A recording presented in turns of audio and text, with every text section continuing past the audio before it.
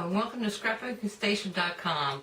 We're going to do a layout today, and I've chosen some photos from a visit to the zoo.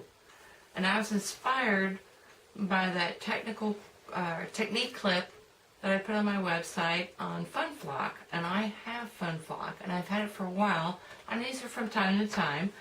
So we're going to use that. And my stamp set that I've chosen is Wild About You. So we use the Wild About You and FunFlock some of these animals. And then I've looked at my photos trying to decide what color is poking out. And so I can go with rose red to try and bring out the color of my little niece's outfit. And then there's also some blues. So we're going to use Pacific Point. So these are my two primary colors. And these are so bold. But I'm also going to have a bold background. So I've chosen more mustard, only because I know I've got a lion and a giraffe, and somewhere in there I'm going to use this color. And then since I'm stamping, I'm going to pick a neutral, and so I've chosen natural white. And so those are my colors that I'm going to go with. And then since I'm using FunFlock, this is a product from Stampendous. And like I said, I've had these for a long time. When you see how much has come out of this jar, actually they all look totally full, brand new off the shelf, but you use so little. Anyway, I've got the coordinating colors for that. I got my heat and stick powder, which if you're doing scrapbooking, whether it be glitter or FunFlock or any other thing that you're going to stick on there, I would suggest some sort of powder that will keep that stuck on there. And then my embossing pen, I've got a generic one. Versamark makes one. I mean, they're all in the marketplace, and I would not suggest one. And then, of course, my tray for all that. So I've got that, and then, of course, I'm going to need my inks. So I've got my coordinating inks, and then all the tools. So my paper trimmer and my adhesives, and then for my journaling, typically I use a Sharpie marker, but this is my gel tube pen because I couldn't find my fine Sharpie marker. So anyway, that will work. And then the next thing you want to do is create a layout. And so based on the number of photos I had and how I want to space this out and the fact that I want to use my stamped animals, I kind of put this together. So I'm going to look over my shoulder and look in a little more detail about how I've laid this out. Okay, now here's my layout map, and I'm going to start with the titles. The first one, Wild About You, I'm borrowing from the name of my stamp set. Then I'm going to balance that out with the bottom right page saying A Day at the Zoo. I've got two feature photos that I'm going to mat on the left along with the journaling, and then those little circles are going to be my stamped animals. And then again, another balance.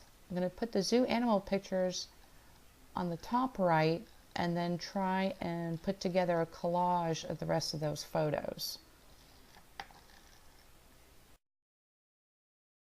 Okay, I wasn't originally planning on shooting this clip, but since it's pretty quick and easy, so I stamped my image, and now I just want to have the elephant's ear flocked. So I'm going to take my embossing pen. You can see how it gets wet.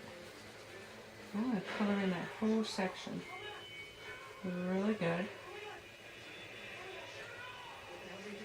I'm going to do that a couple of times and make sure it's nice and wet. I'm going to throw this into my tray, Paper Pal, and I would have normally had that open. But now we just put that on his ear, like so. And just make sure it's on there real good. And you can see the color. And get my flock ready before we do that. And now I'm going to get my heat tool and just heat that up until it's sticky.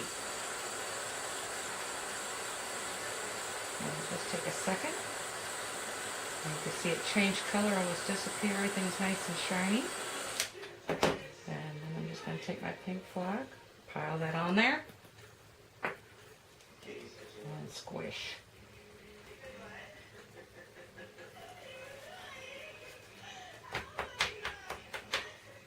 Tap it.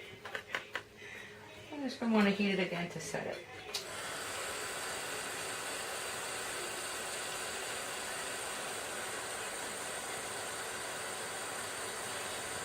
And that's all there is.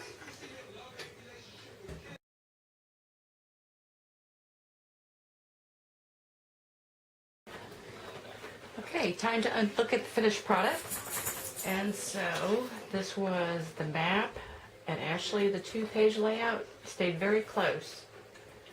A few of the things I decided to use dimensionals to pop up these photos as well as the stamped images. And the other thing, I did a little bit of background stamping on the journal section.